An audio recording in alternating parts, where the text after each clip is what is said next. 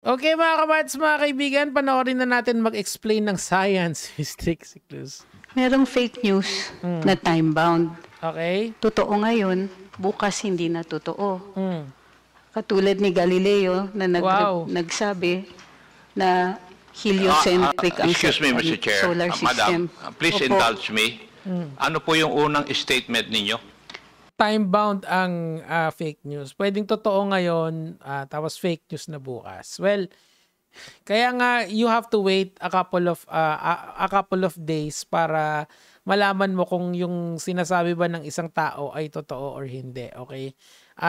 Best example niyan mamaya, ibabangga natin yung isang DDS din na sikat din na tinitingala din ng mga Duterte supporters. So let's start first kung ano ba yung paradigm ni Galileo na binabangga yung paradigm ng church during that time. During that time kasi ni Galileo, ang belief ng mga tao noon that the earth is in the center of the universe or center of the of everything. Yun yung inaano nila. Wala pa silang idea noon of how everything is how everything in the universe moves, okay?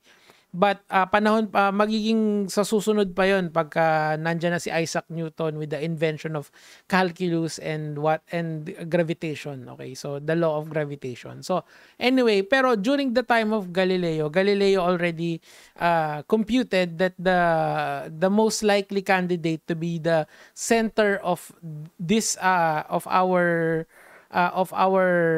hindi pa kasi siya solar system noon of our kung saang lupalop man tayo ng universe nandun, let's call it the primordial soup, ay yung sun, okay? Hindi yung earth, kaya heliocentric, helio meaning yung sun, di ba? So now kinontest siya ng church at kinastigo siya ng church during that time.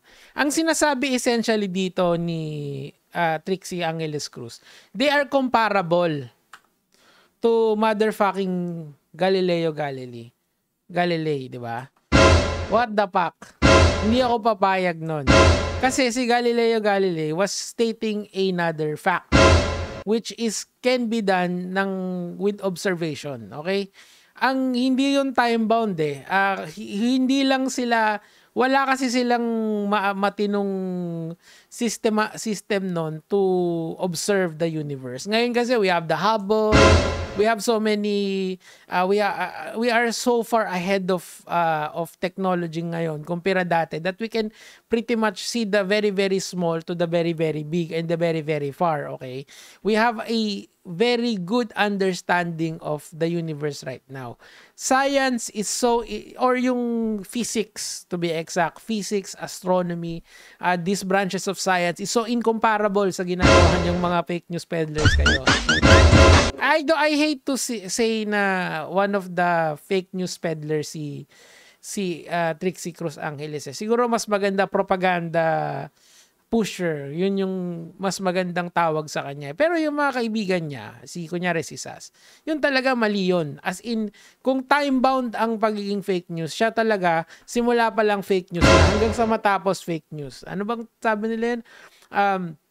Falsus in unos, falsus in omnibus, false in once, false in all. So, ang point ko dito, hindi comparable ang science noon at lalong-lalo na yung science ngayon sa ginagawa ng mga DDS. Kasi nagbebenta sila ng propaganda at the very least. Isang halimbawa na time-bound ng fake news. Ito hindi to time-bound, timeless to. Etong si Sas Rogando, ito talaga resibo malala. Ito, tignan nyo to mga lodsa. Sabi niya dito, this is March 11, ito na yung dinampot na si Duterte. Panic na yung mga DDS. Kasi hindi nila mapigilan si Nicolas Torre The rook that can't be moved. The rook na chumek-make kay Pangulong Digong, di ba? So tingnan na, eto yan di ba? Ayan, kita mo 29 minutes. Ito yung sinakay na siya, tapos nag-iiyakan na sila dyan. Tapos pinagtatawanan ko na sila sa Rosalinda na nag-aabang ng ICC. Ayan na.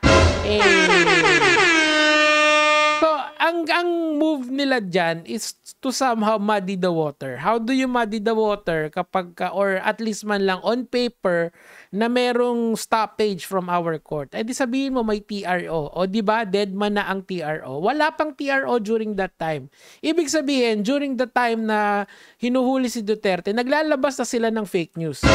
Diba? Ayan o, fake news yan mga kamads, mga kaibigan eh. The court has not decided yet. Hindi pa nga nila nare-receive yung petition nila Torion dyan during that time. Etong sinasabi ko, you can Google all of this. Diba? Kaya ako nagigil dyan kasi nakikipag-debate ako dun sa mga putang inang DDS na yan eh. Literal, mga putang ina talaga yung mga yan. Mga walang kaluluwa yung mga gago na yan eh.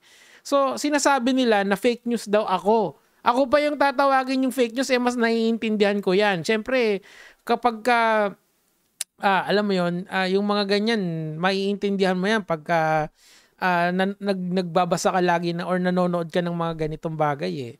So, yung TRO na yun, wala pa yun during that time. That's March 11.